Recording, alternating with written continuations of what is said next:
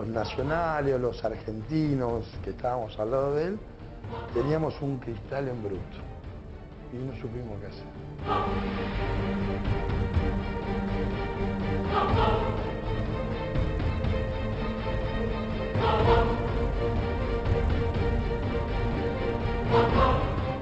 Lo que él transmite es paz, lo que él transmite es amor.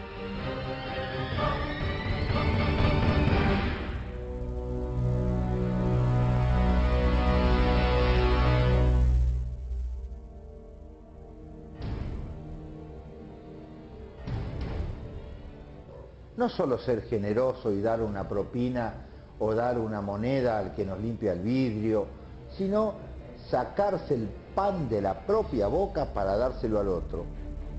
Ese fue Señalín.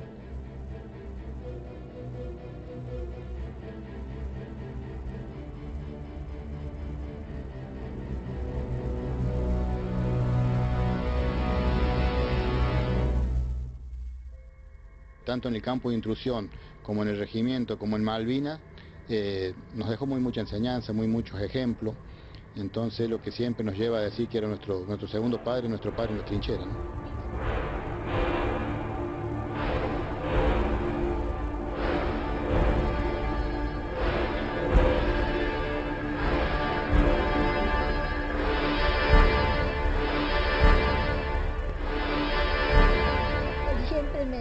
Ay, Micaela, yo hago por la patria. Y yo le decía, algún día te reconocerá la patria, Milo, todo lo que haces vos, que estás pagando con cárcel y todo. Ah, yo no sé, Micaela, pero yo lo hago con gusto.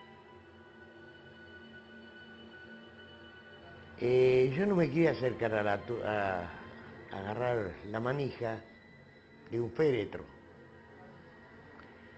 porque es muy triste llevar tanto a la madre como a un hijo o como a un amigo a enterrar.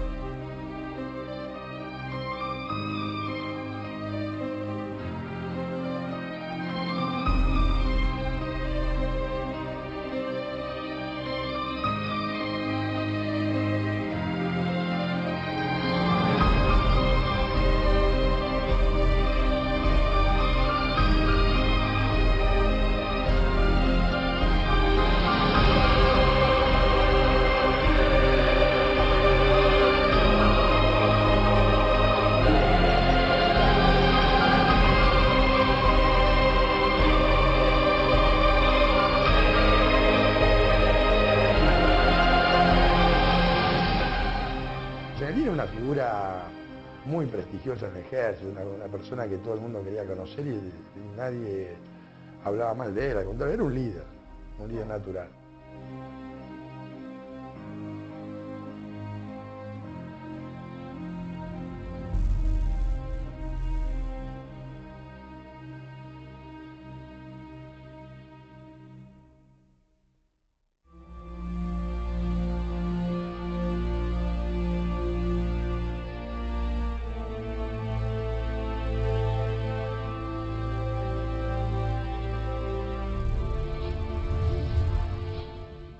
Éramos 3 chivos que nuestros padres no nos podían juntar y estaba el fotógrafo esperando. Y fíjese que las caras nuestras no son de alegría porque nos pusieron a todos a la fuerza como una unión de familia. Yo creo que es la única foto que existe de familia. Él es mi hermano, de quien estamos hablando. Mohamed Ali, que le decíamos Milo. Ella es mi madre, aquí estoy yo también con cara de enojado. El único contento es mi padre le llevaba unos 30 años a mi madre. Él recibió la orden del padre del Líbano y se tuvo que casar con ella. Y ella era mi hermana, que era la mayor, que también está enojada. está enojada porque la impusieron a la fuerza en la foto.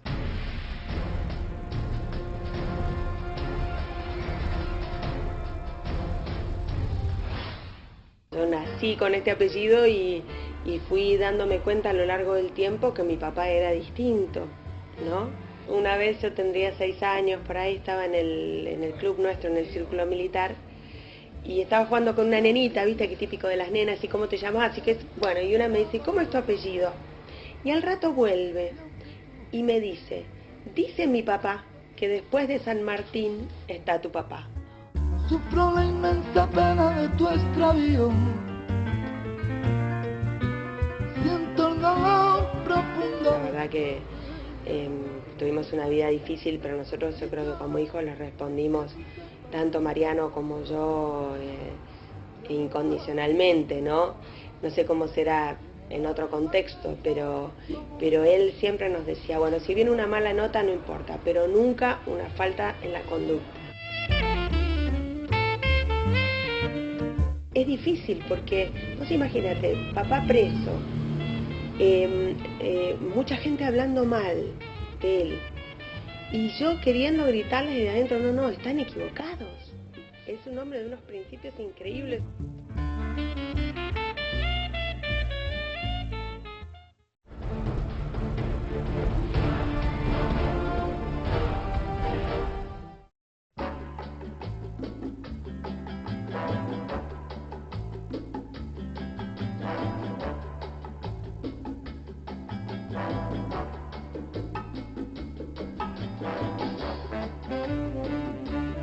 Él era muy especial. Cuando se casó conmigo estaba casado antes con el ejército y con la patria. Y me lo recalcó toda su vida porque era Dios y la patria y el ejército. Pero sabía que yo estaba casada con un hombre que amaba la patria, que todo estaba antes de su vida personal. Pero era incorruptible en su moral. Era incorruptible en la familia. Entonces son cosas que uno valora, sopesas las cosas y las valoras, ¿no es cierto? Y bueno, empezaron los destinos, nos sacaron de Montecaseros y los trajeron a la escuela de infantería. Claro, un oficial brillante lo llevan a los mejores destinos, siempre. Las escuelas son... La escuela de infantería, de ahí pasó de 1 año y pico al colegio militar, otro destinazo, ¿sabes? Para una mejor instrucción. Nos dan un departamento en el barrio militar de San Martín, Ruta 8, Camino de Cintura. Nos dan un departamento ahí y bueno, ahí tengo a ya había nacido Marianito cuando llegó ahí. Sí, iba a caballo al destino. Y si no tenemos plata, ¿viste? Caminar 800, y entonces conseguí un caballo, la estaba ahí en la casa, venía y cosas, y después se volvía, dejaba el caballo.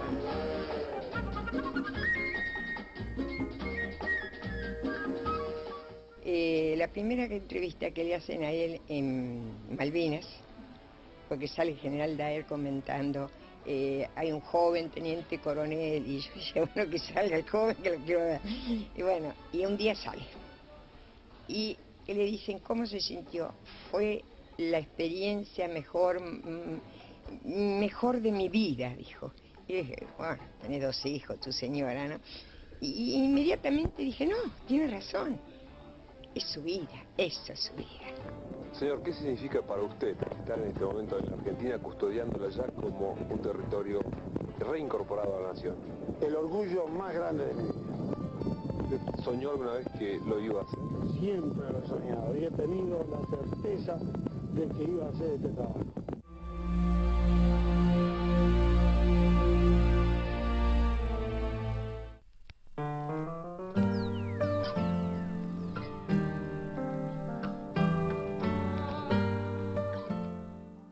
Eran 3 hermanos, uno que falleció, el más joven, en Mendoza, y después quedó mi papá Amadé y la mamá de Senelín, Amadé, Emily Amadé. Rester ainsi l'eau qui baisse. Quand on est gamin, on dit seul. Mi abuelo contaba que él era muy chico y él decía, yo voy a ser militar o nada. Pero muy chico. Te estoy diciendo 4 o 5 años. Y viste que uno dice, bueno, los chicos te dicen, voy a hacer cualquier cosa y después van cambiando. Pero él siguió firme. Siguió firme y era lo que realmente le gustaba. Es distancia lo que pesa en mis ojos. On comprend rien quand on est gamin dit, c'est la vie. 2 muchachos, 3 muchachos, uno de apellido de Copet, el otro apellido Rivero y otro no sé si era Corbela también. Estos 3 muchachos me trajeron un joven de 15 años de edad para la Acción Católica. Me lo presentaron y me dio su nombre, Mohamed Ali Zaineldin. Es distancia lo que pesa en mis ojos. Después cuando fue al colegio, claro, tenía ahí un profesor que era también de acá de Concordia. Lo miraba y era un poco aragán, parecía. Y le miraba en el cuaderno y todo, y dice que Milo siempre estaba dibujando soldaditos, tanques.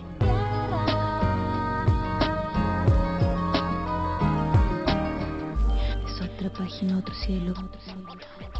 Era un niño muy serio, muy atento, bien presentadito, que él después narra acá en su libro, que en uno de esos días, al salir de un encuentro de reunión que teníamos, se encontró con ese grupo de muchachos en la plaza, que hablaban sobre las Malvinas, y ya ella se obsesionó con eso.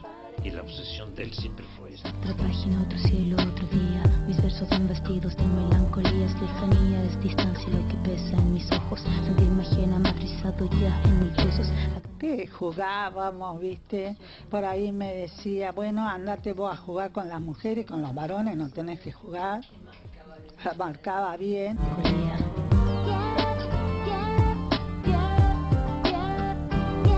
Y bueno, y acá pasábamos toda la adolescencia juntos, jugábamos juntos.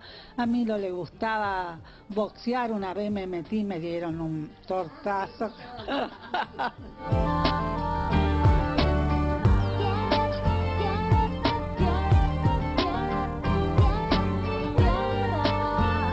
Cuando nació primero la hermana, que era profesora después, ¿no? Y esa chica siempre estaba enferma. Bueno, primero estaba bien, pero la madre tuvo amigo y ella estaba enferma siempre. Y entonces, ¿qué hicieron? Había un matrimonio de árabe que vivía como a las 2 cuadras, ya grande, ¿no? Y no tenían hijo. Entonces él se lo llevaban. Venía una chica que tenían ellos y lo llevaba a mí, lo pasaba el día allá con ellos. Y ese señor que lo llevaba a Milo tenía un hermano. Entonces dice que le decía al hermano, pero Salim, le reparaba como Salim, no lo convidaste a Milo con chorizo.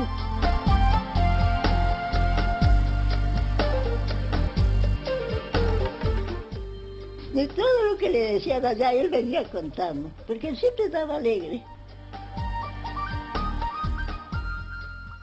Por eso lo querían todo, porque era bueno. Y siempre estaba contento.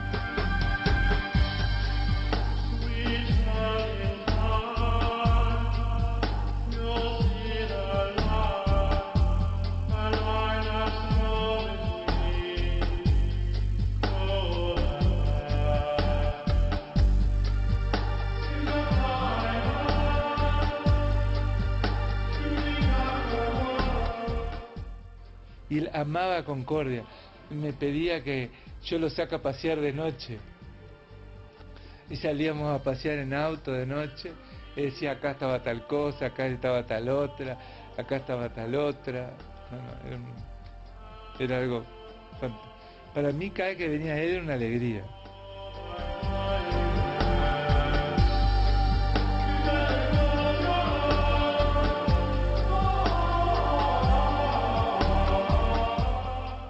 entonces él me acompañaba cuando mi nieto me iba a llevar. Micaela, ¿querés que te acompañe? Así me iba Concordia. Bueno, Milo, vamos a acompañar.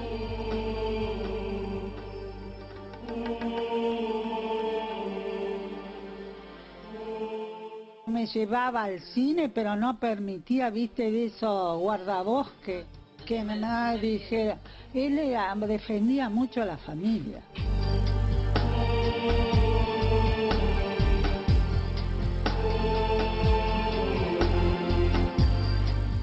Como tío era alguien especial.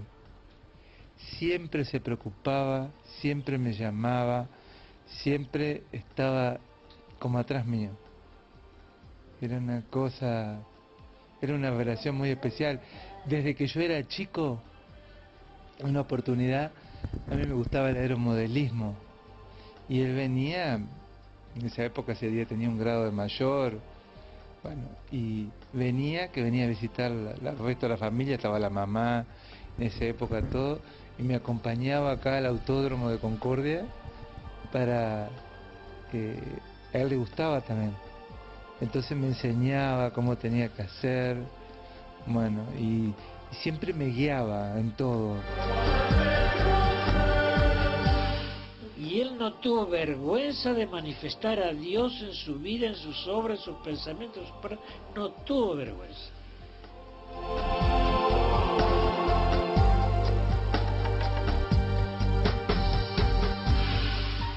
Siempre fue así.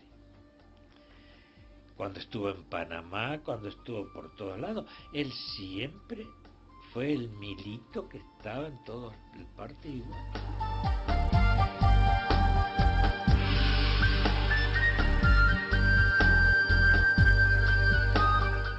Fue un hombre de Dios, un hombre de Dios.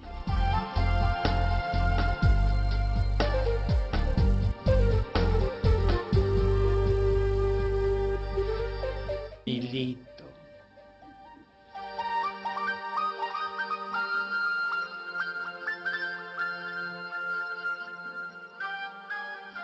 Yo lo que quería era ser aviador. Y él quería ser militar. Entonces nos revisábamos las elecciones, y donde había una figura de militar, de tanque, etcétera, etcétera, se la llevaba él. Donde había uno de avión, me lo llevaba yo. El problema se suscitaba cuando detrás de una de tanque había una de avión.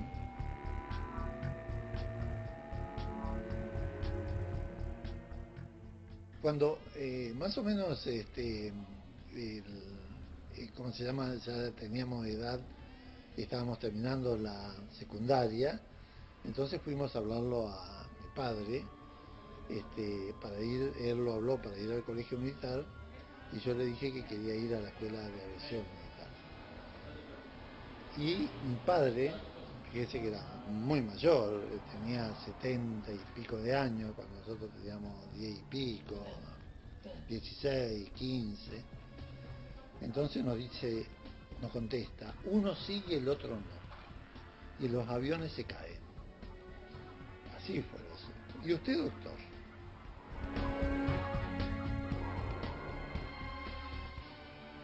Se pasaba, iba a retirar después de haber estado vigilando, haciendo guardia, que eso porque hacía guardia como los soldados, se retiraba a su lugarcito y ahí dormitaba, pero meditaba y rezaba rosarios y rezaba. Era un hombre de mucha oración. A él lo sostuvo la oración, hija.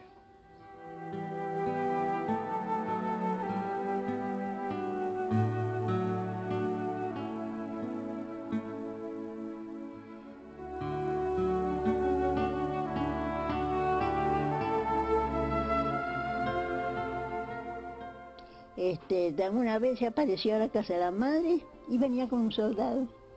Y le dice la madre, ¿por qué trajiste el soldado? Ay, mamá, le dice, está enfermo de la vista y ella no encuentra remedio, entonces lo traje para hacerlo ver.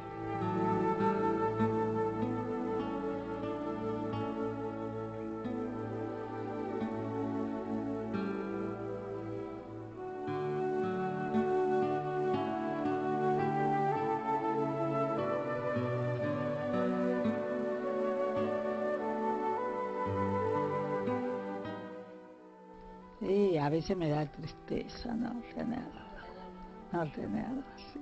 Porque nos quedábamos hasta tarde conversando, él había perdido a la hermana, me dice, vos sos la hermana que me queda ahora.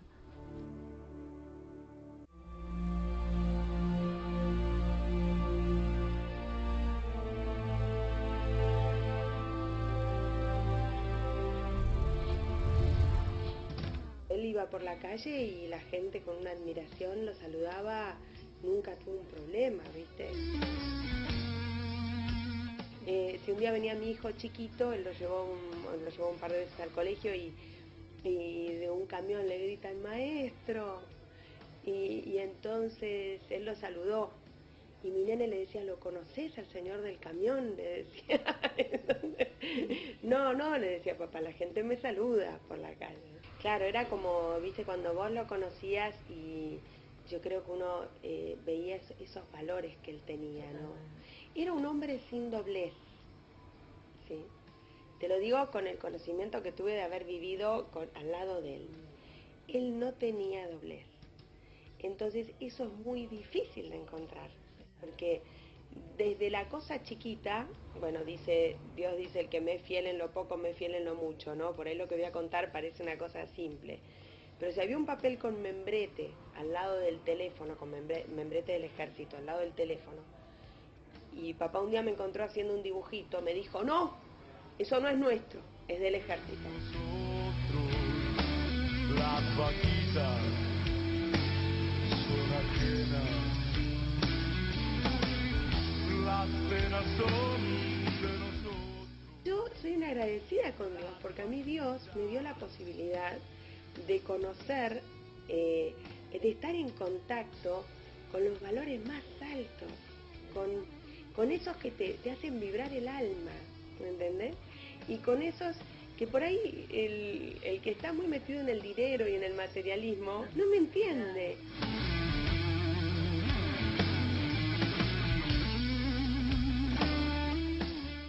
A mi papá todo lo que le hacías era divino, perfecto. Mi hermano también, ¿eh? Papá decía, no, porque un vaso de agua servido por una mujer ya es otra cosa, y él te agradecía, era tan amoroso, ¿viste? Venía, lavaba los platos, te ayudaba. Era todo lo que era de rígido, ¿viste? En la parte militar, que él era, ¿viste? O sea, muy profesional. Él en la parte familiar era absolutamente cálido.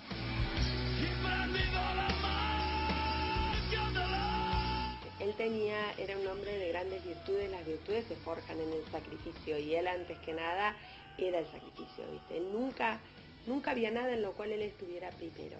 Él siempre estaba último para todo. Todo lo bueno, lo malo estaba primero, ¿viste? O sea, si había que ir adelante en la tropa, él iba a ir el primero, pero a la hora de comer era el último. Entonces al cocinero no se le quemaba una papa de la cacerola del fondo, porque él comía lo mismo que el soldado, pero atrás de todo.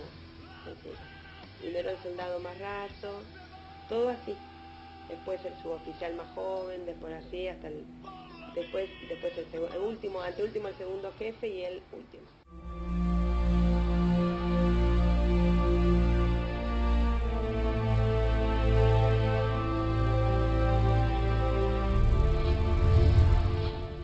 Mi marido ya era los postrimerías de cosas cuando nos va Mariano. Él le dieron una semana que se quede en casa. Se quedó 2 días porque estaban sus camaradas presos y él no podía quedarse en casa. Y bueno, me quedé sola. Me quedé sola en mi casa y duro, pero yo siempre digo que el médico me decía, yo pensé que Mariano podía morir ahogado, esas muertes terribles, pues, la deglución todo se hace muy difícil. Y sin embargo se durmió. A veces como era tan bueno que Dios la Virgen. Y Seineldín lo mismo. Seineldín se fue porque no podía soportar más esto.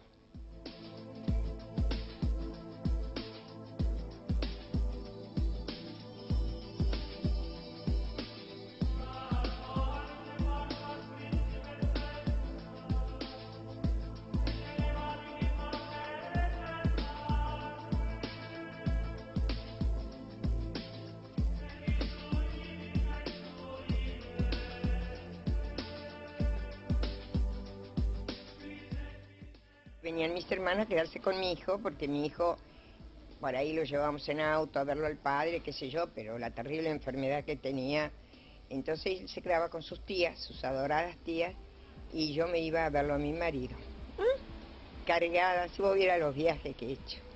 ¿Viste esa bolsa de lona con manijas que son más fáciles de colgarte? La ropa limpia, las cosas que le llevaba, la comida, todo lo que lleva cargada con así. Me iba en un taxi hasta Retiro, de Belgrano a Retiro. En Retiro me paraba en una esquina, ahí había una ventanilla que vendían los pasajes, y sacaba el pasaje a La Plata. ¿Sabes lo que tardaba? En La Plata, ¿qué hacíamos? De ahí sacaba otro micro que iba hasta Magdalena. Ese micro a Magdalena sacaba ida y vuelta. Al llegar a Magdalena, que nos paraban en una plaza, había 4 taxis, ese hasta la prisión. Y el pobre tipo esperándome en la puerta, que hay días que llegaba a la 1:30, 2, salía a las 7:30 de mi casa, ¿no? De Belgrano. Y a las 6, chao, nos íbamos. Todo el recorrido a la inversa, ¿viste?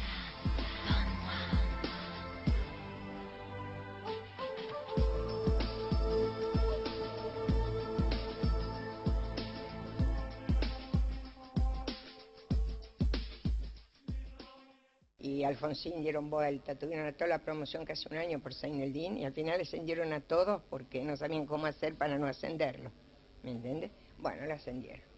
Y entonces tocaba que los destinos que quedan libres, el mejor era Alemania, le tocaba a Zaineldin.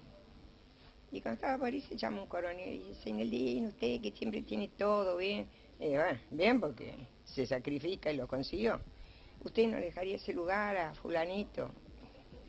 Uno que estaba por allá abajo, mi marido dijo: sí, yo no quiero ir. No, entonces nos dieron Panamá. Pourquoi le sang pour le plaisir? Le plaisir sans l'amour? N'y a-t-il plus de sentiments dans le cœur de l'homme?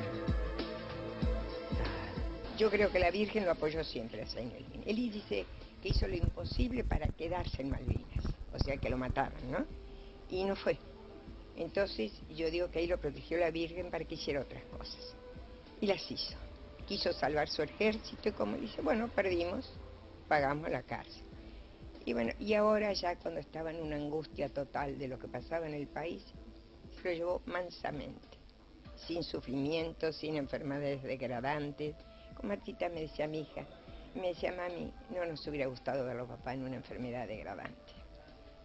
Murió entero, sano, había hecho gimnasia a la mañana como hacía todos los días, se había ido a su oficina, la oficina de su amigo, no era de él, viste, a trabajar, y bueno, y se fue, y bueno, fue un hombre muy especial, con una pureza, con una integridad, una moral, un tipo que mira, te doy una idea de que ni conocía lo que era el dinero ni nada, que un día me dice: anda, salí con tus amigas. Mira, me quedan 20 pesos, voy a salir con mis amigas, le digo, ¿no? Anda y gastalo, me dice. Y yo le dije a mis amigas, ni el taxi a la esquina, 20 pesos. No tenía ni idea, él era así puro.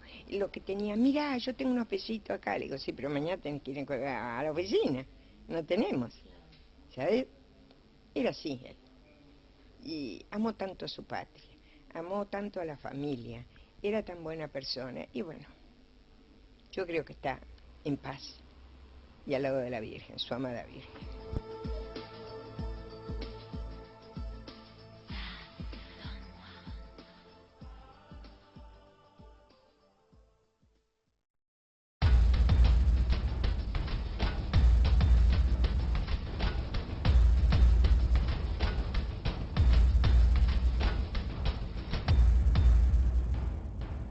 En enero del 82 me convocó el comandante del Cuerpo de Ejército, el general García, me convocó a Bahía Blanca.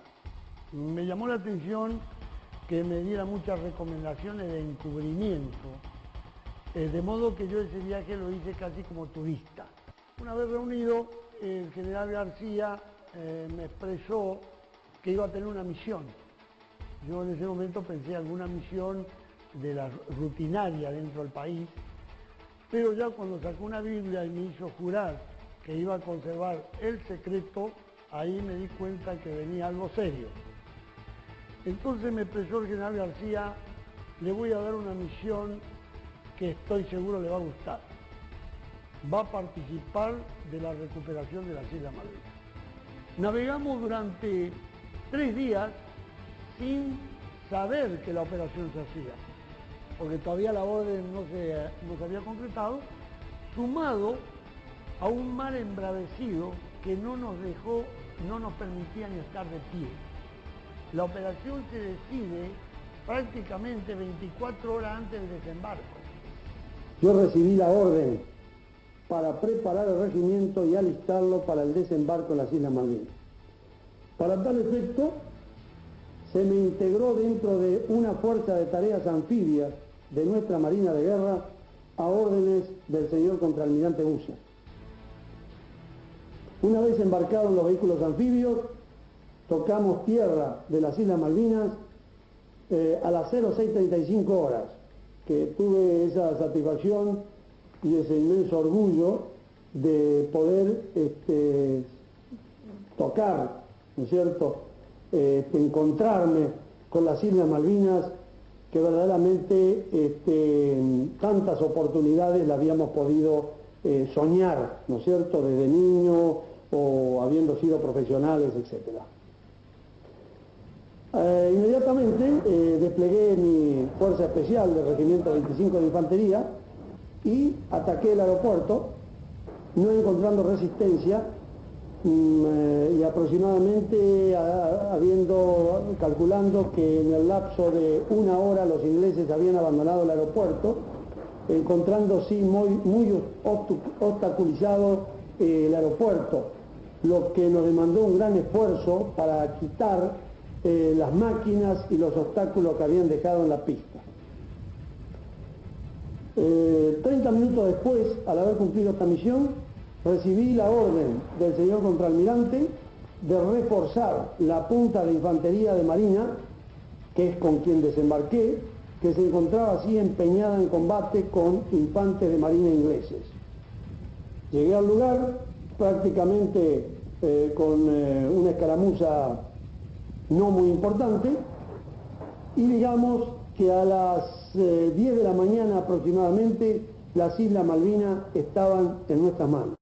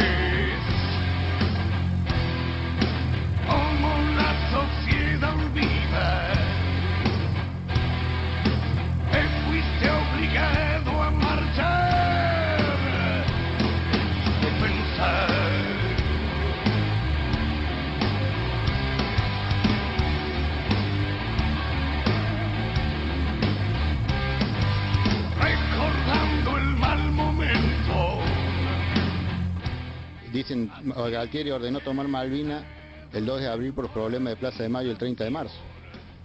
Resulta que nosotros embarcamos el 28 de marzo para Malvinas. Y el teniente coronel Seineldin hacía de fines de enero, que cuando fue citado a la ciudad de Bahía Blanca por el general García, y el general García sobre la Biblia le hace jurar guardar el secreto, y ahí cuando despliega esta carta de Malvinas, le informa que tiene que preparar el regimiento para participar de la recuperación de Malvinas dentro del año 82.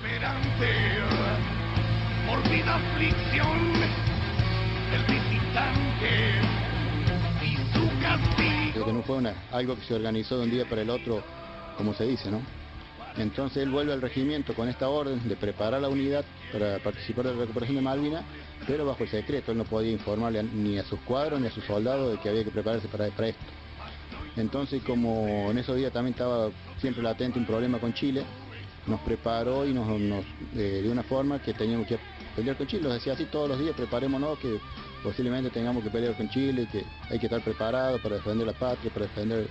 Entonces de esa forma nos fue preparando, ¿no? En esos pocos días nos preparó de todas formas mejor que otras unidades que hace un año que los soldados estaban incorporados, ¿no?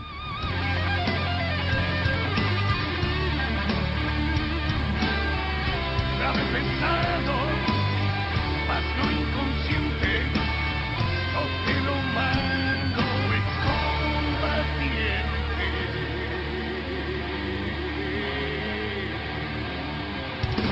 Para vos,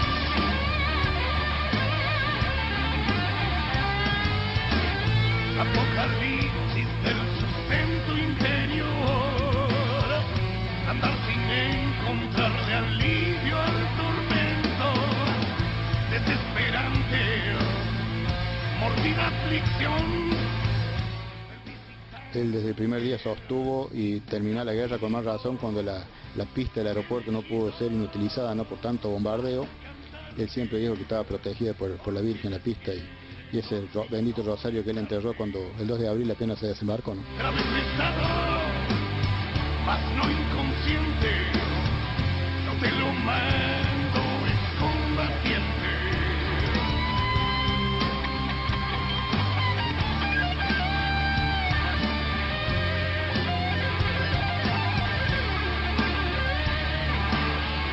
Grave pesado, mas no inconsciente, no te lo mando, es combatiente.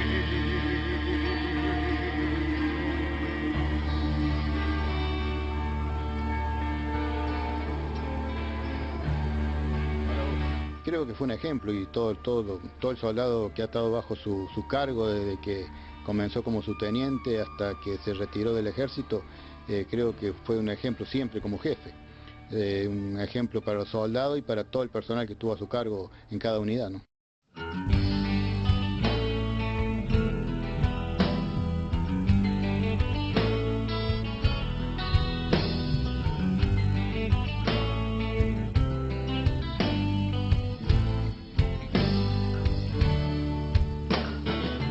De tanto esquivar soledad, ya no hay nada que me espante.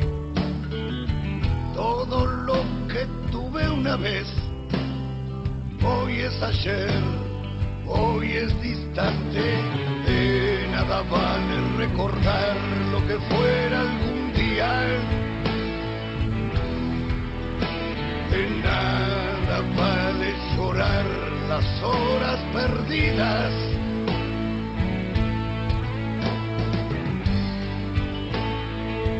Pues allí está la muerte,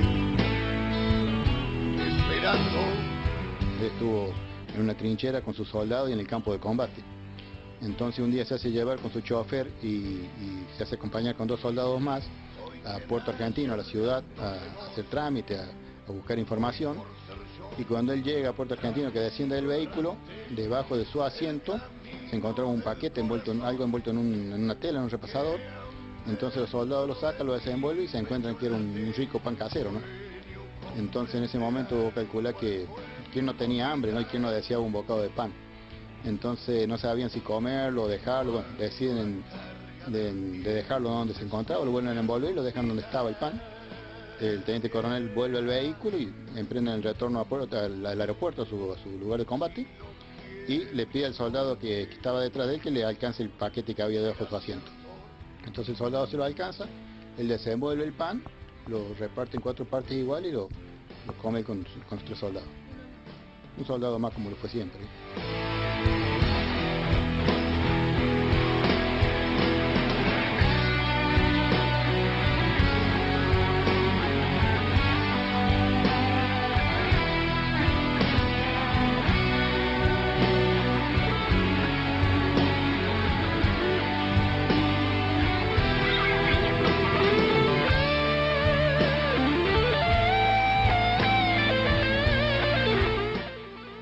Lo quise acompañar al almirante porque le digo, mire que estos ingleses son duros porque estaban refugiados más o menos unos 40, 50 soldados ingleses alrededor del representante de la corona.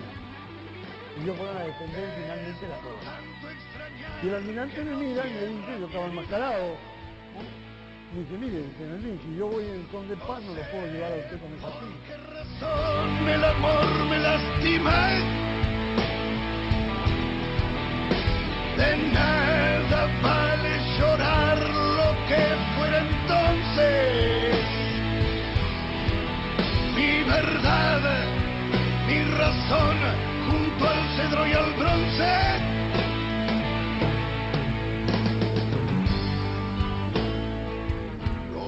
A su vez también aprovechó para visitar los familiares, muchos de los familiares de caídos, que creo que muy pocos jefes se tomaron ese trabajo, ¿no?, de ir casa por casa a saludar a los papás de los caídos, que tampoco es fácil ir a enfrentar el padre de un caído que él se lo llevó a la guerra, ¿no?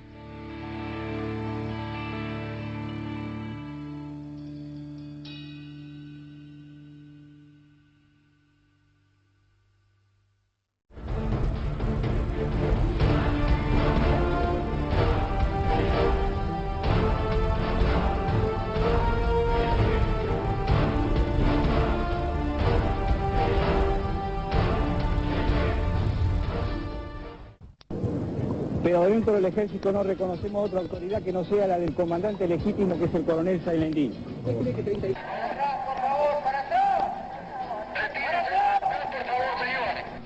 el cuarto testimonio para ustedes, dignos soldados, que dejaron familia, profesión, comunidades para defender esta bandera.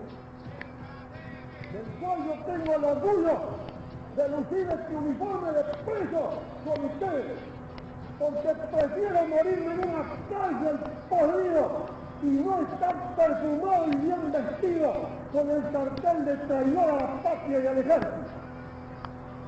Este cuarto testimonio para ustedes, ante quienes me inclino reverentemente y les expreso el orgullo que tengo de haber compartido 6 diciembre y de compartir la cárcel con ustedes.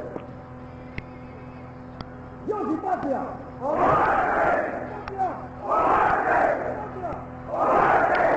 Cuando yo veo esa nota diciendo me hago absolutamente responsable porque yo ordené, indiqué, hice y esto y lo otro, yo sabiendo que no había podido dirigir nada porque estaba preso e incomunicado, pero él de esa manera se sacrificaba por un montón de oficiales y suboficiales que estaban debajo de él, que iban a tener mucha menos pena porque había un coronel a la cabeza. Y a él le dieron cadena perpetua con reclusión por tiempo indeterminado, que eso quiere decir que no puede salir en los 25 años que dura la cadena perpetua y todo, pero nosotros lo asumíamos con la dignidad de entenderlo. Por eso él decía a veces que yo era lo más parecido a él, ¿no? En la forma, por ahí en la estructura, la forma de pensar, porque yo no esperaba otra cosa de él, sabiendo todos los sacrificios que esto nos implicaba.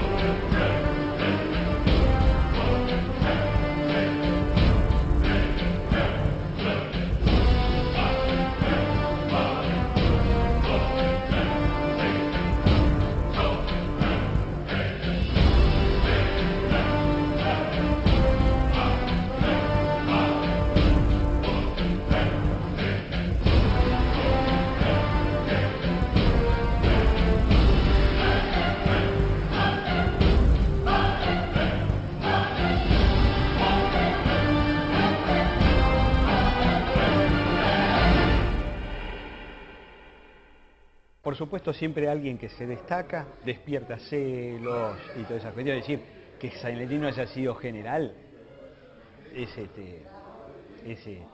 algo increíble. Es algo increíble porque era el mejor soldado de todo el ejército. 1, 2, 3, 4.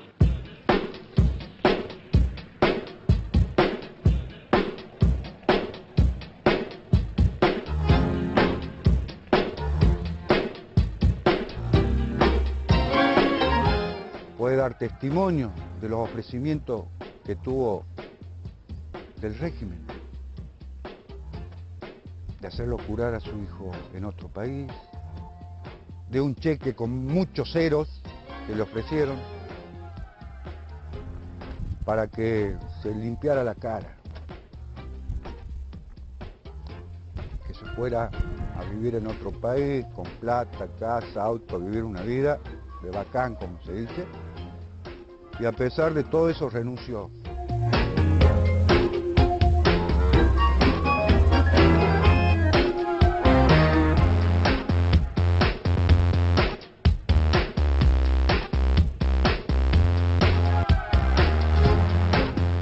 A Zaineldin hay que ponerlo dentro del personaje del testigo, porque da testimonio. Dio testimonio por Dios, dio testimonio en la patria, dio testimonio entre los amigos, dio testimonio en su familia.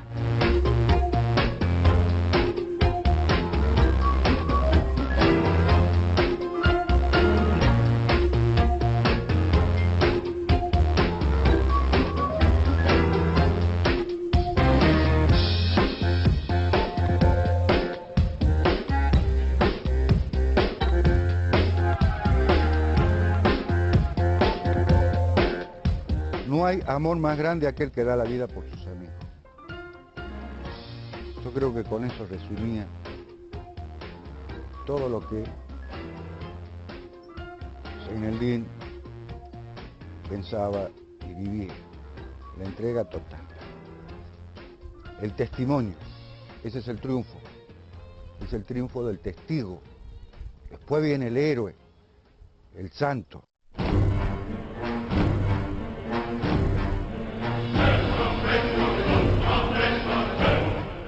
A partir del levantamiento Carapintá, es decir, a partir del año 88, que fue lo de Martelli, fuimos inseparables.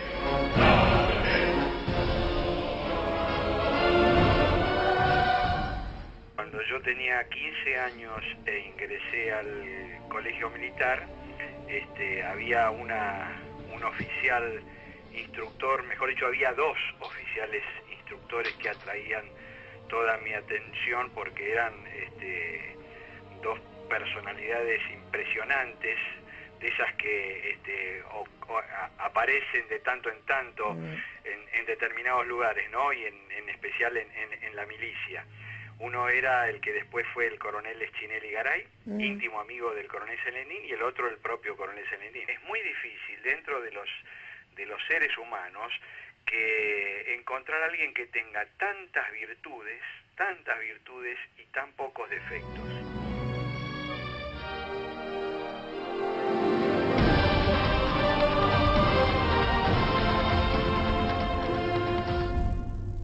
No logramos los objetivos que nos habíamos planteado el día 3 de diciembre, pero lo que vale y lo que queda es nuestra actitud. Sería como decir, más o menos como decir que Malvinas fue un fracaso. Perdimos, pero no fue un fracaso, al contrario, es algo que nos honra a nosotros y que se ha sembrado un testimonio a partir de ese momento que va a quedar por el resto de la historia, ¿no? Y las Malvinas van a volver a ser nuestras por lo que se hizo en esa guerra.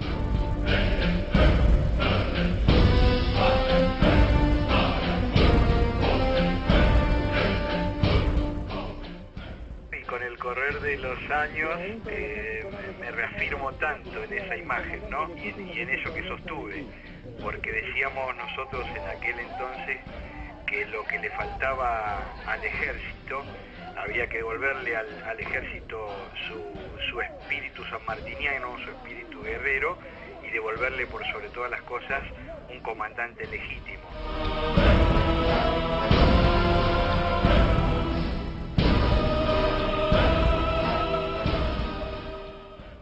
Cuando quedó firme la sentencia nuestra, y significó eso que no podíamos usar más el uniforme del ejército argentino. Ese día yo lo recuerdo como el de mayor tristeza. Hombres como el coronel Zaineldin, el único lugar que tienen ante un mundo que se encuentra así, o es en la cárcel o muerto. Mi coronel no sabe cuánto lo valoré ahora que no lo tuve en estos años. No sabe cuánto lo extrañé.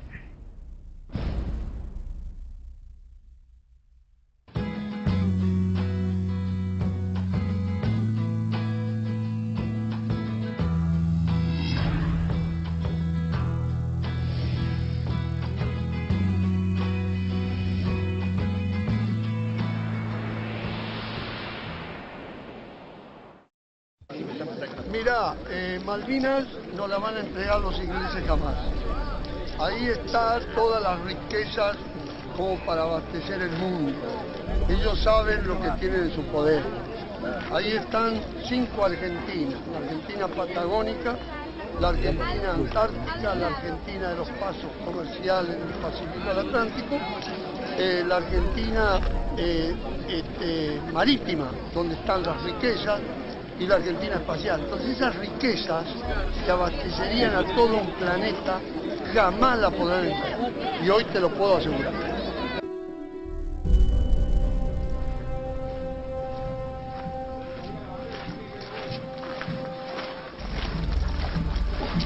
Bueno, les ruego por favor el paso firme. Miren a la derecha. Se depilan con tirada a la derecha. Paso firme, braceo con el brazo derecho. Se sienta al paso del 25. ¡Dios y patria! Bueno, que se sienta al paso del 25. Brazo derecho y afectando el paso, Pasto verde y pasto seco. Pasto verde a la izquierda y pasto a la derecha. ¡Vuelta el paso! Bueno, brazo con el derecho. Firme. No demos lástima.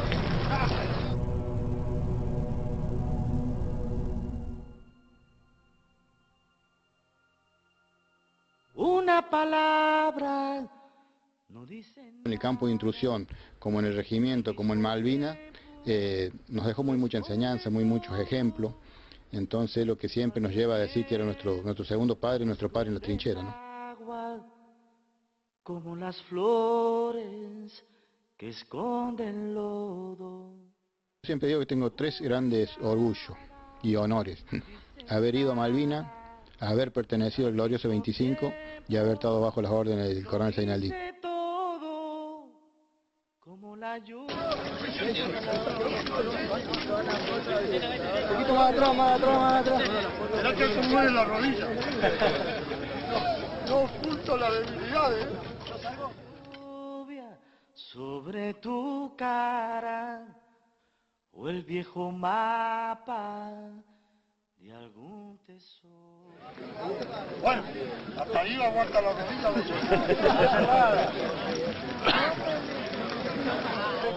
Vamos, terminado la fracción ya a formar. Bueno, esta va para Tucci, Bueno, que se ponga celosa la vida. Apaga como una piedra que nace polvo.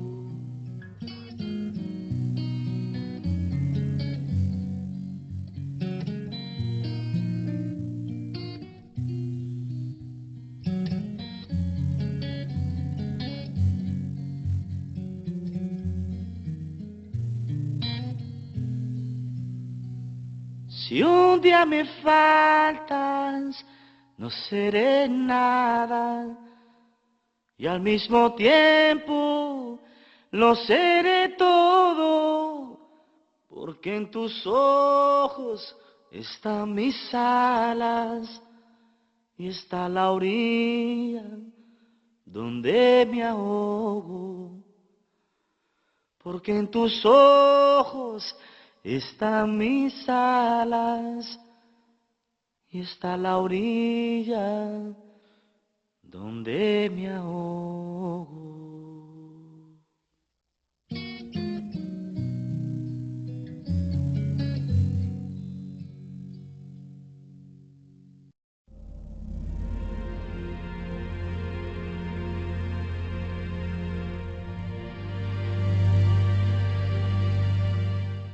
Viajamos, mi esposa, el coronel y yo, en mi auto y Andrés, que en ese momento era su secretario, no era mi yerno todavía, en el auto atrás.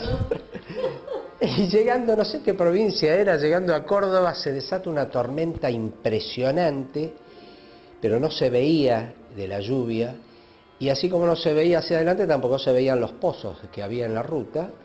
Entonces yo iba con el auto y me agarré un pozo y reventé una goma. Llevamos el baúl con 400 libros de Malvinas, y el coronel, en el momento que yo freno, porque se había reventado la goma, que llovía torrencialmente, digo, coronel, tengo la goma de auxilio, está debajo de los libros, hay que sacar todos los libros para afuera para poder sacar la goma de auxilio. Me quedé, pero pasmado, no podía creer lo que escuchaba. Dice, Mariano, ayúdame, le dice el coronel a su hijo, Mariano, ayúdame. En ese momento se detuvo la lluvia. No cayó una gota más de lluvia, lo puedo jurar por mis nietos. Nos bajamos del auto con mi esposa, Andrés se bajó del auto del que venía atrás, cambiamos la goma, tengo la anécdota que estaba toda embarrada la goma que se había reventado y yo la tenía que volver a guardar. Previamente pasamos, por supuesto, los libros al auto de Andrés para poder sacar la goma de auxilio, cambiarla. Y el coronel, en cuanto hacíamos todo eso, se fue a lavar, está en un charquito lavando la goma de auxilio. Volvemos a guardar la goma rota en lugar del auxilio, cargamos todos los libros, las valijas, pues nos fuimos a quedar unas 4 o 5 días allá a Córdoba. Nos subimos al auto, te puedo asegurar que la tormenta se volvió a alargar, no se veía el capó del auto. Son esas cosas que me han pasado con el coronel que no tienen explicación, pero que solo el coronel podía hacer.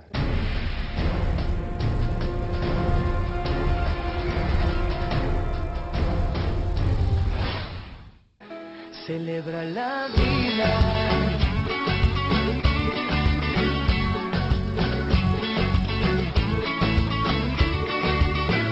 Piensa libremente, ayuda a la gente y por lo que quieras lucha y sé paciente. Lleva poca carga, a nada te aferres. La fundación nace en realidad por el contacto nuestro con la realidad del interior del país, en el cual es muy carente de asistencia médica, sanitaria en general, digamos, y yo con un grupo de amigos y de familiares nos habíamos dedicado durante los años previos a recorrer el país y tratar de conocer un poco más íntimamente qué pasa en nuestro país, porque la capital federal en definitiva es una isla y nosotros estamos en la vorágine del trabajo cotidiano y tenemos un vínculo social que es diferente a lo que ocurre en el resto de la Argentina. Hay que abrir un poco la cabeza, empezar a ver el bosque y conocer realmente cómo vive la gente. Y en ese conocimiento de cómo vive la gente y de las dificultades que tenían, dijimos, bueno, desde nuestro lugar vamos a hacer algo, aunque sea una cosa pequeña. Como somos médicos, dijimos, bueno, vamos a actuar en lo posible, en algo vinculado a la salud y tratar de usar nuestro recurso intelectual para ayudar a la gente. Pero no solamente era eso, sino también estaba involucrada la parte educativa, espiritual, por eso se llama Cuerpo y Alma, y un sacerdote también la integra. La gestión de Cuerpo y Alma es a partir de una moción, un grupo de amigos, el doctor Jorge Deal y gente muy cercana a él, y entonces a partir de esto empieza como un sueño de ver la necesidad real que había y que hay en nuestro país, y buscábamos hacer algo simple que esté a nuestro alcance, y no tanto declamar sino hacer algo, lo que podamos. Así que de alguna manera contemplaba no solamente trabajar en lo humano, en lo orgánico de la gente, en resolverle los problemas, sino en transmitirle una idea de optimismo, de esperanza, de necesidad de trabajo, de necesidad de desarrollo, de crecimiento. Entonces, Cuerpo y Alma, que es es una asociación civil sin fines de lucro, empezó de esa manera. Y cuando yo volví a Buenos Aires con esa idea, que ya habíamos conversado con el grupo de gente que iba a empezar a trabajar operativamente en esto, Seineldin se incorporaba a trabajar con mi padre. Y ahí lo conozco a Seineldin.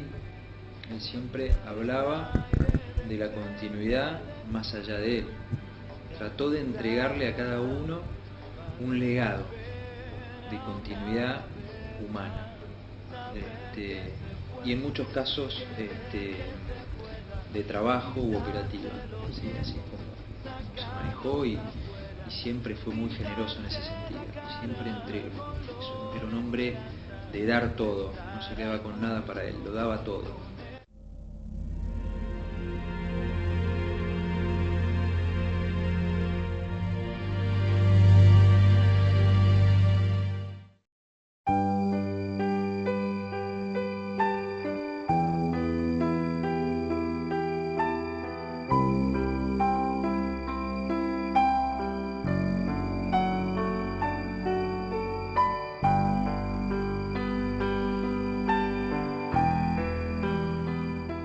Yo siempre se lo dije a él, yo soy lo que soy gracias a él.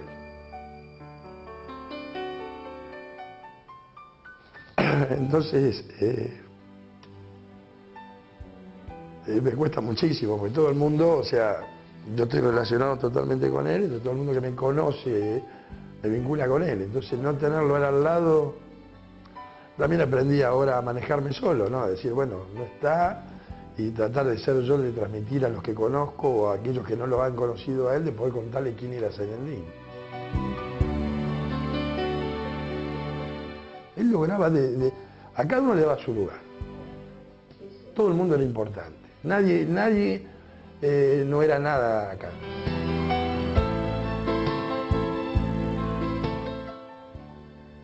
Y yo le debo Gonzalo Milo, porque a veces le pido cosas y me cumple.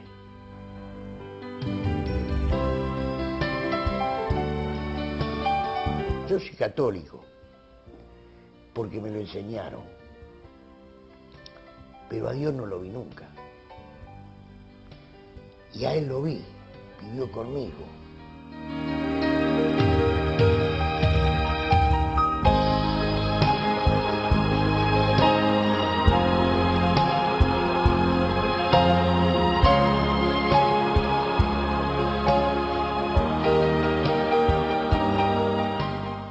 Yo creo que el perdonar en el ser humano debe ser lo más difícil que hay. Claro. Sin embargo, él nunca habló con rencor de sus enemigos. Jamás lo he escuchado hablar con rencor de nadie.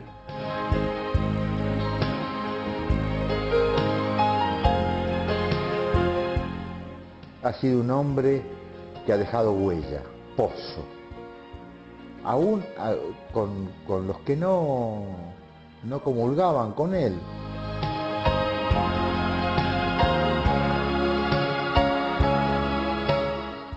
Era el tipo que estaba todo el día brindando ánimo a quien sea. Él tenía oreja para todo el mundo, eso lo aprendí de él, ¿no? A todo el mundo hay que escuchar, por más que uno no le pueda dar soluciones.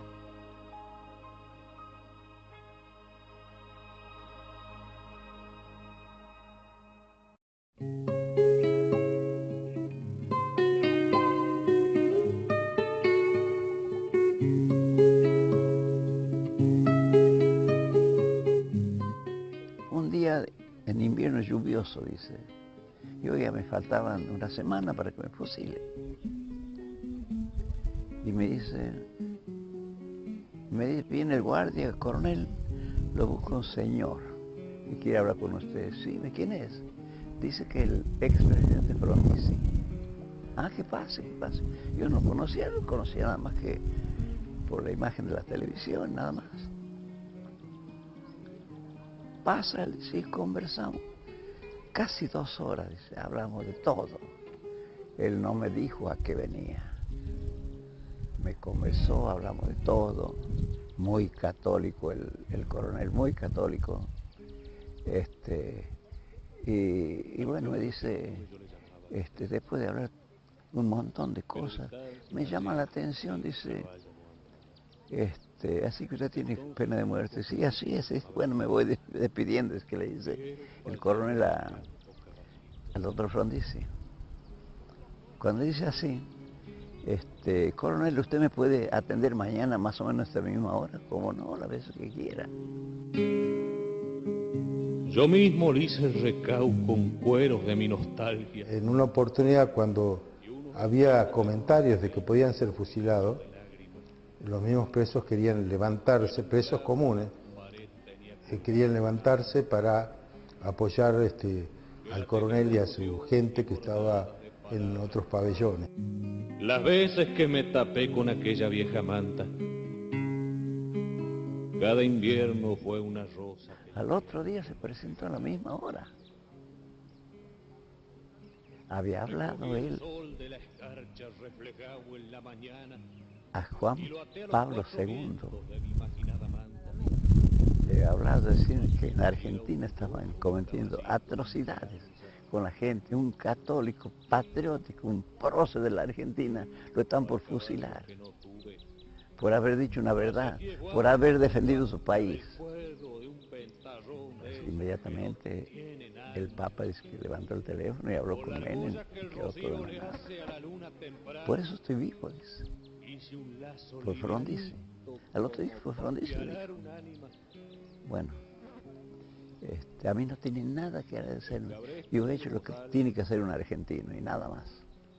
Y lo he hecho, es que le dice, porque a usted lo considero un militar de los últimos patriotas que ha tenido este país. Un rebenque de trébol con iniciales de plata que saqué de un arroyito entre piedritas de nácar. Todo pa' que mi caballo no ande mezquinando alzada. Y hasta he cortado una flor pa' ponerle como marca.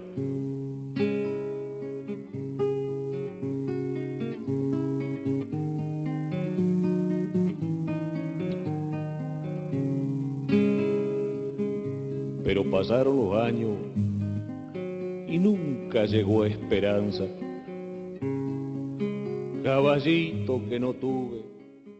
Sí, a través de Frondizi pide al Papa, pide una comunicación con el Santo Padre y por intervención de él se suspende el fusilamiento. Pero había llegado a cambiar tanto la cárcel que la gente, todos esos que gritaban y silbaban y hacían ruido para cuando se celebraba la misa, cambiaron totalmente su actitud, acompañaban, participaban en la misa. El coronel, como es propio en él y como siempre se rezaba el rosario en los pabellones antes de acostarse, es decir, ya muy minutos previos de acostarse, en todos los pabellones se rezaba el rosario.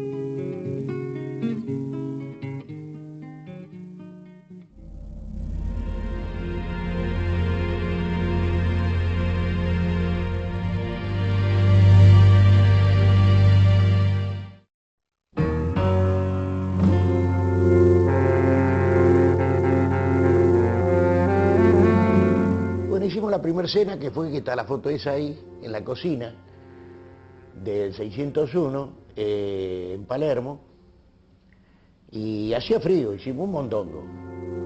Entonces dijo, esto es lo que me gusta a mí, dice. Y habíamos llevado un par de muchachos, éramos 4 o 5 que eran de ejército, que eran de ahí de Palermo, y qué sé yo, que eran amigos, y el jefe de cocina. Y llevé un muchacho de la Armada que tocaba la guitarra, que le gustaba, le tocaba cosas de Entre Ríos, Corrientes y esas cosas, y le gustaba el coronel.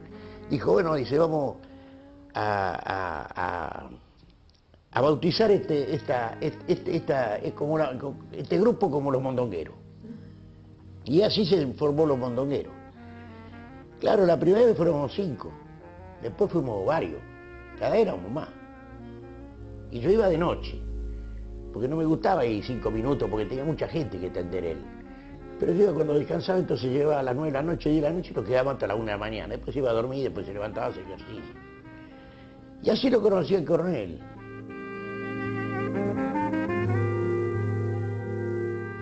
Él es el que nos unió, nos amalgamó para que seamos como una familia. Entonces, quién sabe, podemos opinar distinto, pero hay algo que nos une y era él.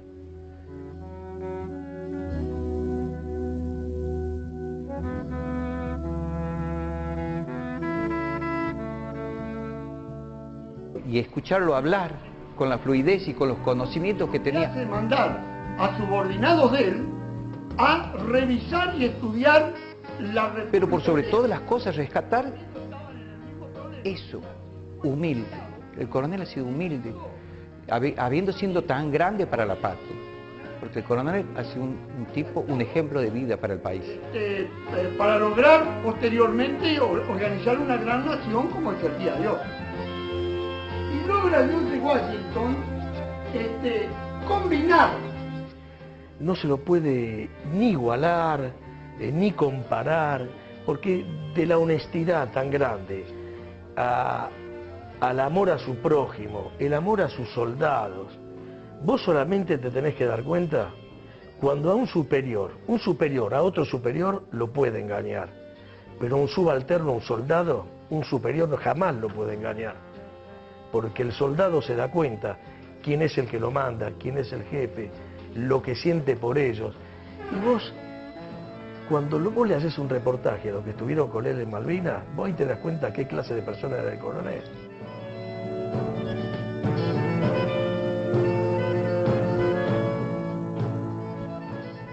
El coronel era transparente, era un tipo que te ganaba con la humildad. Él no te ganaba con los conocimientos, a pesar de tener tanto. Porque me parece que es lo que lo movía a él.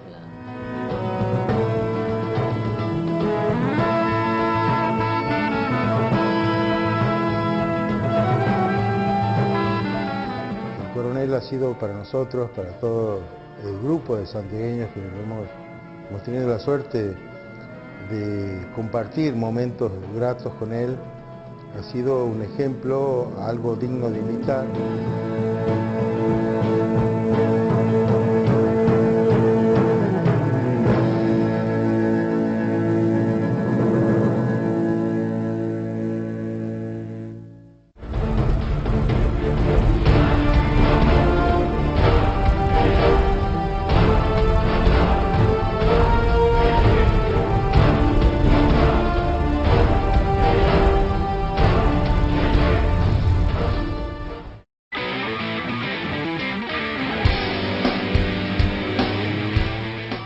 Desgraciadamente ha sufrido consecuencias que no tendría que haber sufrido, la cárcel fundamentalmente.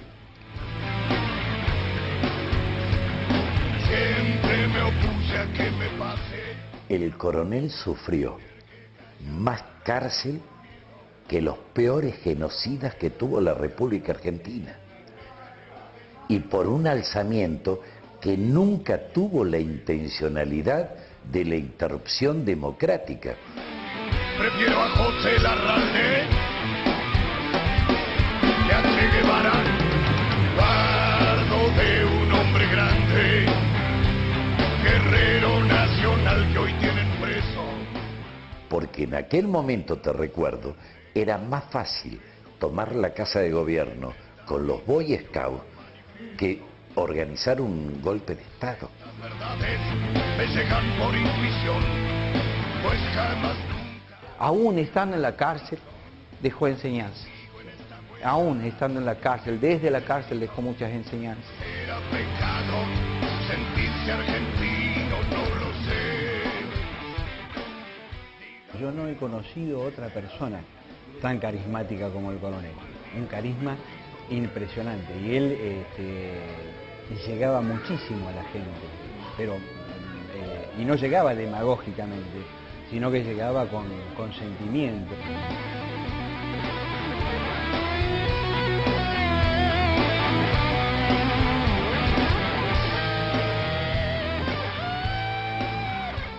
Mira, mi torchera es una llama. Está siempre ¿Está prendida. prendida? Por eso va.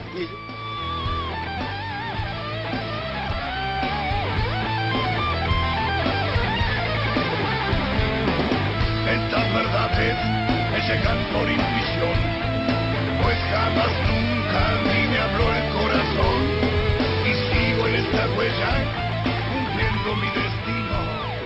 Será pecado sentirse argentino. El coronel Zeinaldín me ha dejado tantas enseñanzas que cargo en la mochila mía las inquietudes. Primero todo, la gran humildad que él tenía. Era un hombre campechano, él era amigo de todo el mundo.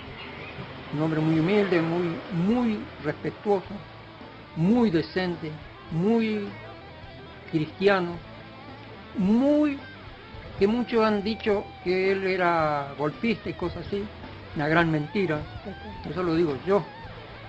Eso es una gran mentira. Lo ha dicho el coronel, lo ha dicho mucha gente. Hay documentos que dicen que no fue así. Él era muy democrático. Cuando le hablaban de revoluciones, eso a veces en algunos no se alteraba. Él no quería que se hable ese tema.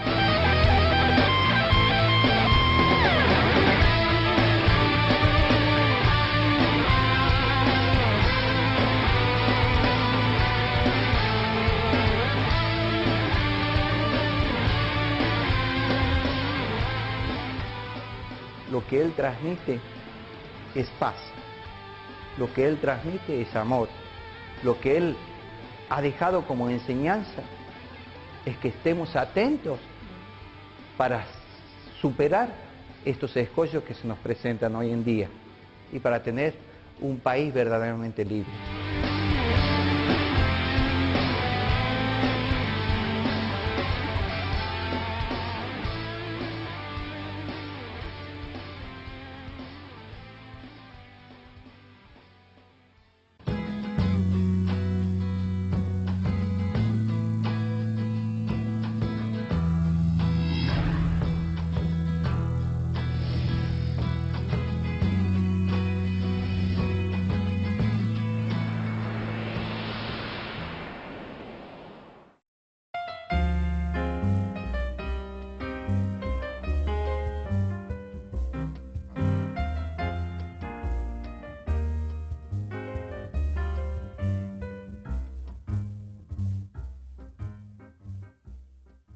Decía, van a disminuir a las Fuerzas Armadas a la función de gendarmería y prefectura. A prefectura y a gendarmería en la función de policía.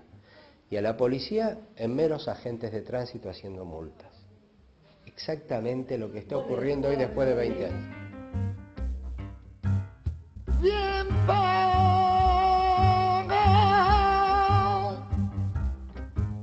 si tú eres la bien pagada, porque tu beso compré y a mí me supiste dar por un puñado de pané. Ay, bien pagado, ay, bien pagado, bien pagado. Esa foto fue hecha, digamos, fue cuando el coronel fue a declarar contra Menem y contra Balsa por el asunto de las armas.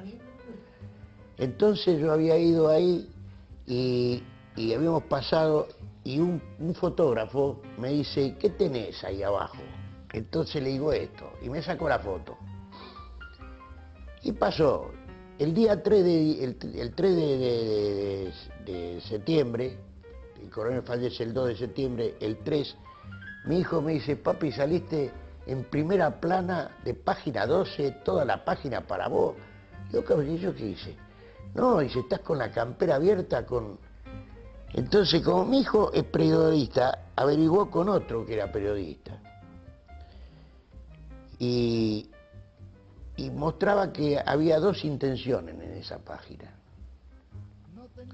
Página 12 tenía que dar una información de la muerte de Zeinaldín, como dice ahí, murió Zeinaldín, y dice la extinción de los dinosaurios. Pero da el segundo significado, porque dice, te hubieran agarrado fotos de cualquiera para poner ahí. El segundo significado es que muestran de que murió el último patriota.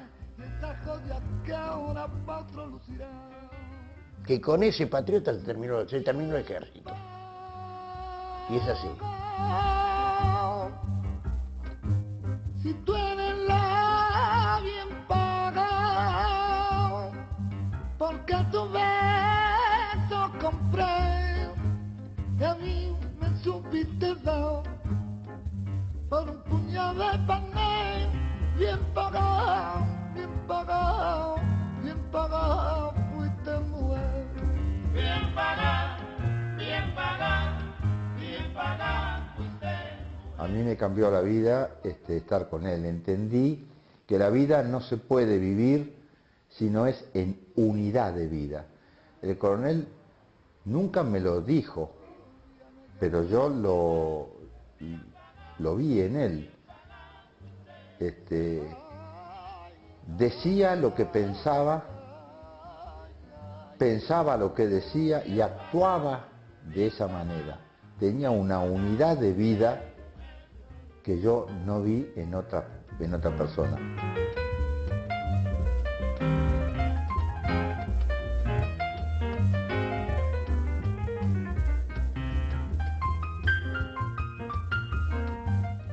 Algo que a mí me ha marcado a fuego fue aquella vez que falleció mi hermano, que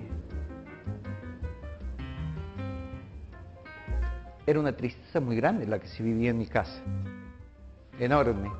Y recuerdo, Tito le comenta del fallecimiento de mi hermano y él llegaba un día y le dice, por favor, búscame en la terminal. Quiero ir a darle el pésame a la familia de Vicel. Y él llegó y le dio el pésame a mi madre fundamentalmente, que era, imagínate, siempre la mamá piensa que los hijos le vamos a llevar el cajón y no la mamá el cajón de los hijos. Así que a mi mamá después se sentó en la vereda a tomar mate, porque vino mi mamá con el termo a servirle, le agarró él y le dijo, no, me lo sirvo yo al mate.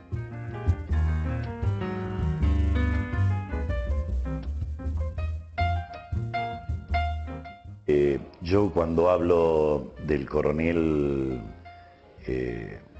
me tengo que poner de pie. Y el coronel siempre decía, ¿por qué me dicen mesiánico? Si el defender el honor de mi familia, frente a un intento de violación de mi mujer, estoy dispuesto a dar la vida. Otros por ahí negocian la violación. El coronel era de esos pensamientos. Daba la vida por lo que él entendía los valores que no son negociables. Entonces, pero también digo que el coronel fue un emergente de una sociedad que no lo interpretó.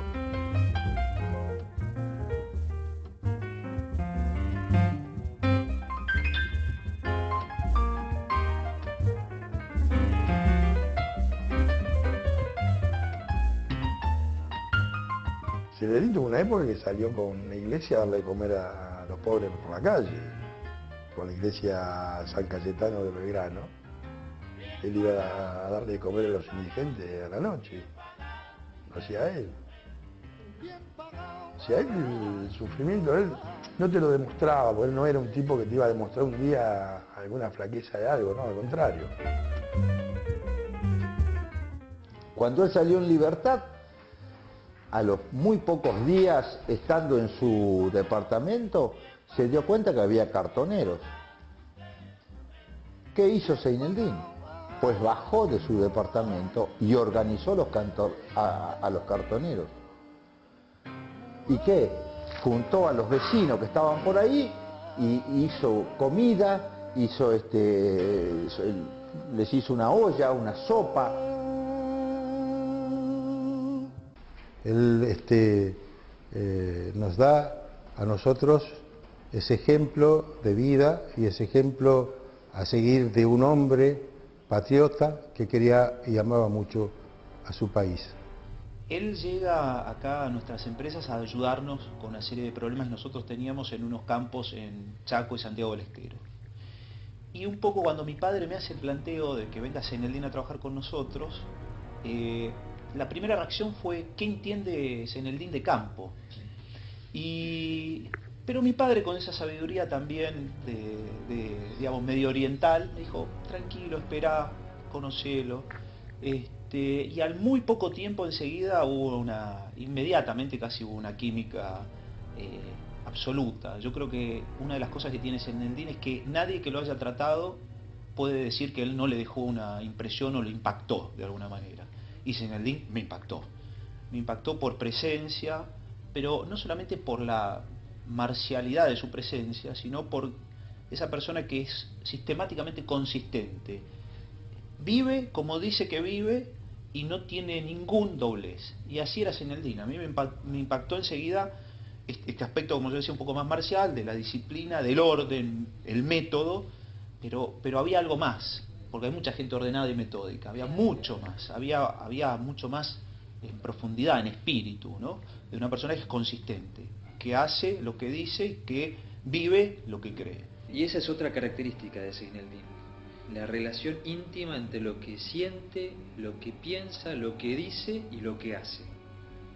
No hay fisuras, hay una coherencia absoluta. Otra característica saliente. Esto es una cosa de Seineldin que es impresionante y es muy destacable, pero era un hombre que siempre se tiraba menos. Él decía: yo no soy secretario, yo soy asistente. No, pero mire que nosotros queremos que lidere. Yo no quiero liderar, yo acompaño. Pero es imposible no liderar, porque de hecho uno lidera con las acciones, ¿no? Cuando uno es el primero en levantarse a la mañana, el primero en subirse al caballo, el primero en tomarse el colectivo, el primero, no hay forma, al resto no nos queda otra cosa que seguirlo. Una persona que en lo cotidiano se sacrificaba por los demás. ¿Qué quiere decir? Él siempre se ponía último para todos los beneficios que hubiera, hasta para comer. Él era el último en comer, el último en irse a dormir, el primero en levantarse, el primero en trabajar, el primero en llevar las cajas. Siempre estaba primero para las cargas y último para recibir cualquier tipo de cosa material. Y siempre los tenía, esa gran capacidad de él, los tenía todos en el radar. Él sabía y se anotaba, tenía una libretita muy prolija, pero si no, lo anotaba en su cabeza, que tal peón en Santiago del Estero tenía la necesidad de asistencia de un sobrino que le pasaba tal cosa. Y él volvía acá, pasaba más o menos 2 semanas en el campo o en los campos y 2 semanas acá, y en cuanto llegaba empezaba con esa lista de quehaceres de ayudar a esta persona de Santiago del Estero, que aparte de trabajar en la empresa tiene un problema familiar o este problema, y siempre estaba metido no solamente en la administración de las grandes cosas, como uno podría decir, sino en los pequeños grandes detalles.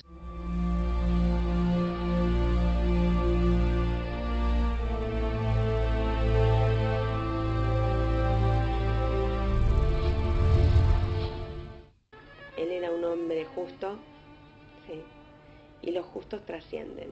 Yo creo que él se dio cuenta que su tiempo en la tierra estaba terminando. Él era un militar, siempre estaba listo para irse cuando Dios dispusiera. Pero en el último tiempo, a uno de los amigos de él le había dicho, a 2 de los amigos de él les dijo un día: yo ya he preparado mi cuerpo y he purificado mi espíritu para cuando Dios me quiera llevar. Y a mí, 10 días antes, yo le hacía unos planos para el campo y sus cosas, qué sé yo, en la computadora, viste, que me dedico a eso. Entonces yo le armaba sus planos. Y él de golpe me dijo, porque yo le pido a Dios que cuando no tenga más misión, me lleve. Y estaba bárbaro, yo lo miré, bueno, ¿me entendés? Y él todo el tiempo me decía: ¿por qué vos estás bien con tu marido, tu casa? Él sabía que yo me iba a encargar de mamá, ¿viste? Estaba todo el entorno resuelto. Y aparte pasó algo que es muy de Dios y es muy llamativo. Mi hija tomaba la comunión en el colegio, mi hija menor, tomaba la comunión en el colegio y la comunión del colegio era siempre para el 30 de los últimos días de septiembre. Yo quería hacer la reunión en mi casa y estaba tratando de terminar la casa, ¿viste? Cuando estás como loca porque yo me había mudado y me faltaba mucho, la reciclamos, me faltaba un montón de detalles y cosas. De golpe me avisan que la comunión se había adelantado un mes, al 30 de agosto. Yo me quería morir, ¿viste? Porque en ese momento me decía, ay, no llego, y qué sé yo, bueno. Me pasó de todo, no llegaba con la plata, me apareció un descubierto en el banco, ¿viste? Cosas que vos decís, ¿qué pasó acá? ¿Viste? Cosas raras. Bueno, en la comunión vino toda mi familia de acá de Rosario, toda mi familia de Entre Ríos, sí. Todos sus sobrinos, todos, qué sé yo, menos uno que no pudo venir, estuvieron todos mis primos, y él charló con todos, estuvo contento, feliz. Cuando terminó la reunión, por supuesto, se quedó a ayudarme a levantar todas las mesas, todo, y se sentó y me dijo, qué lindo lo que hiciste. Eso fue el 30 de agosto y murió el 2 de septiembre. Yo digo, se me dieron todas las cosas, en realidad lo que yo creía que estaba organizando con tanto esfuerzo para la comunión de mi hija era la despedida de él.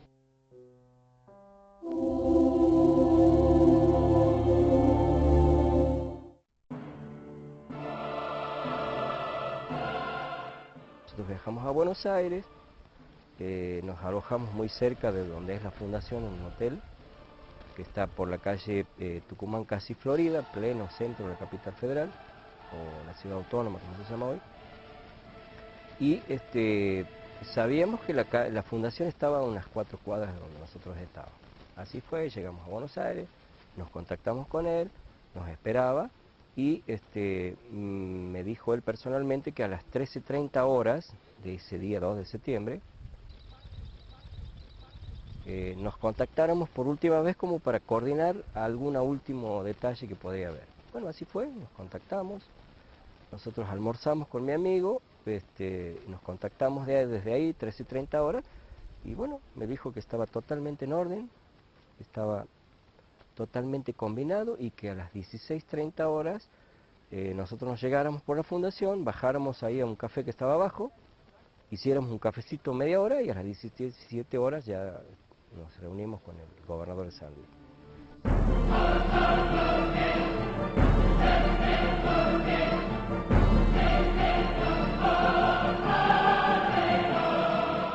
Yo he llegado a apreciar que es difícil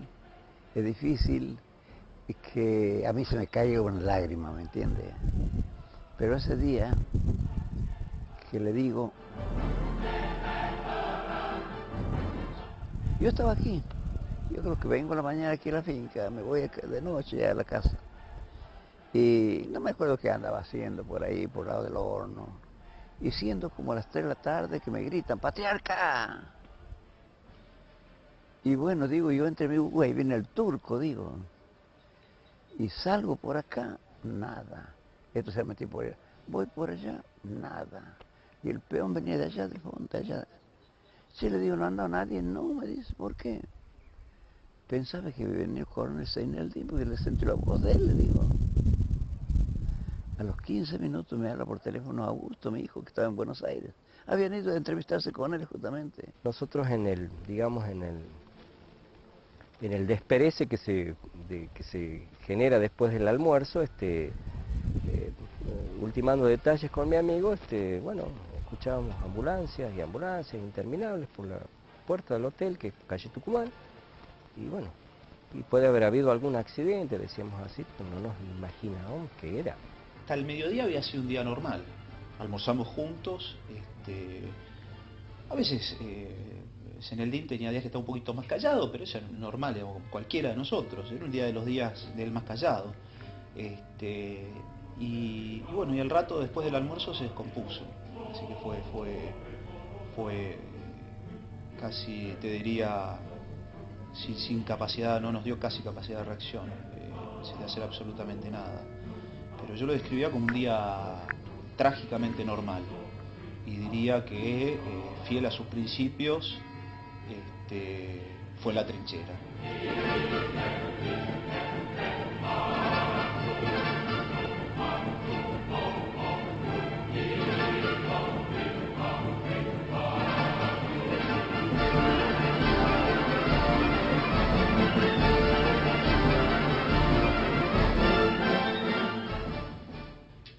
Yo lo que les diría es que no van a encontrar otra persona igual al argentino, no van a encontrar otro mejor modelo de argentino, de persona proba, de persona intachable, de persona recta y de persona convencida de lo que hace, y que lo hace con un fin superior.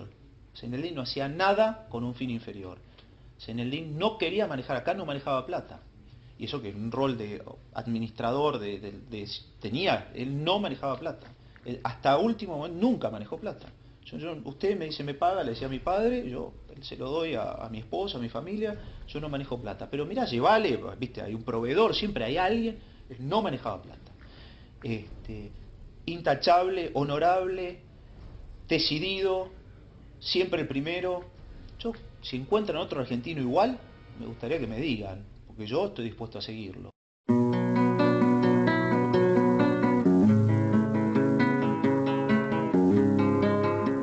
Su corazón nada más, algo pasó. El médico que él se le muere prácticamente los brazos a un médico cardiólogo, el hijo del doctor Deal, Jorge Deal.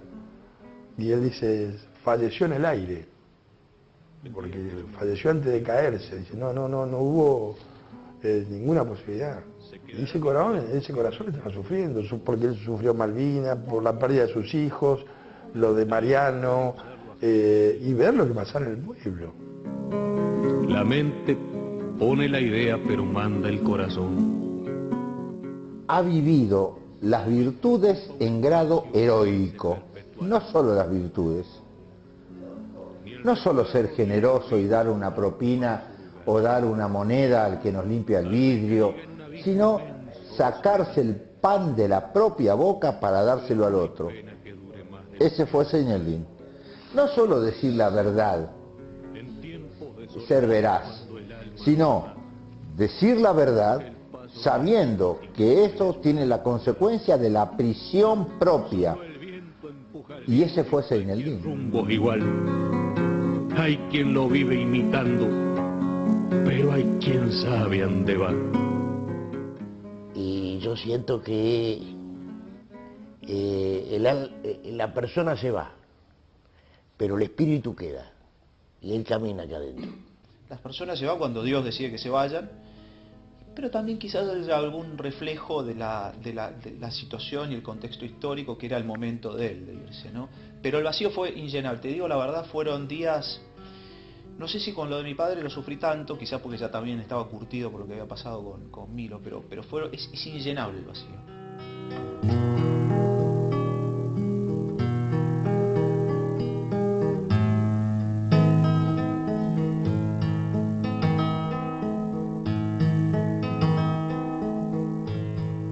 Aprendí a buscarte nada más,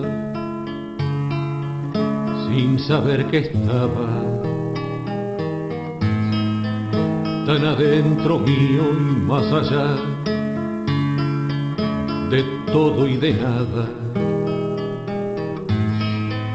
Aprendí a llorarte sin saber que en cada mañana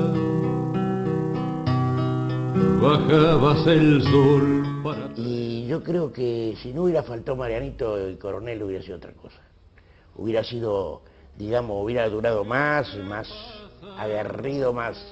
Pero le faltó el hijo, que lo quiso mucho. Era desnudez, sobran las palabras.